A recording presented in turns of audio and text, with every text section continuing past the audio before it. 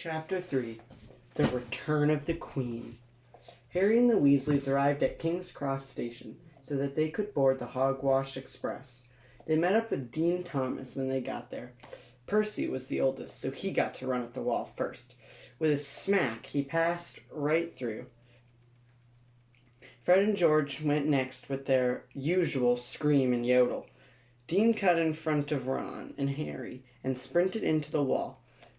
Then Mrs. and Mr. Weasley decided to go with Ginny. They all crashed right into the wall. Ginny let out a blood-curdling scream, but the three got through fine. Harry and Ron ran at the brick wall with their trunks and their pets. They crashed into the wall, but didn't pass through. Hedwig's cage fell on Ron's head. Everyone stared at them like crazy people. "Why didn't it let us through?" asked Harry. "I don't know, but we'll have missed the train. Let's go back to McQueen and wait for my parents," Ron said. Getting up, Harry grinned. Ron, I know what we're gonna do today." Harry and Ron climbed into Lightning McQueen. "Do you know how to drive him?" Harry asked. "Not a clue," Ron admitted. "Don't worry, I can drive myself," Lightning spoke.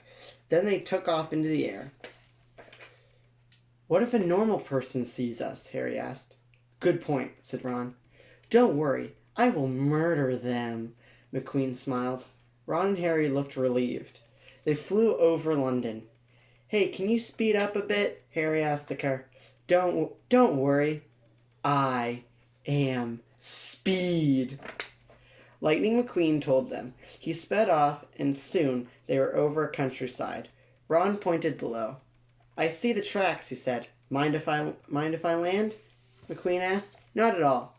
We should find the train soon," Ron told them. McQueen landed.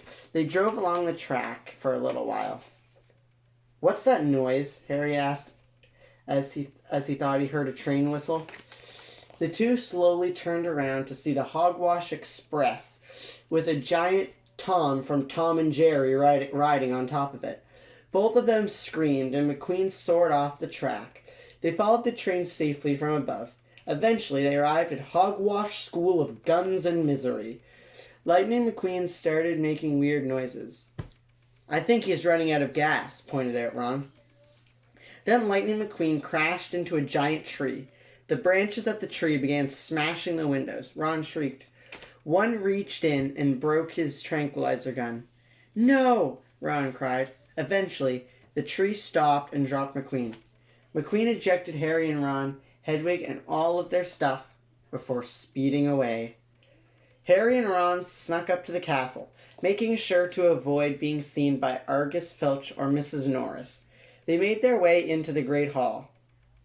"We missed the sorting," Ron mumbled, before the two split and went to their house tables. "What house did my sister get?" Ron asked Neville.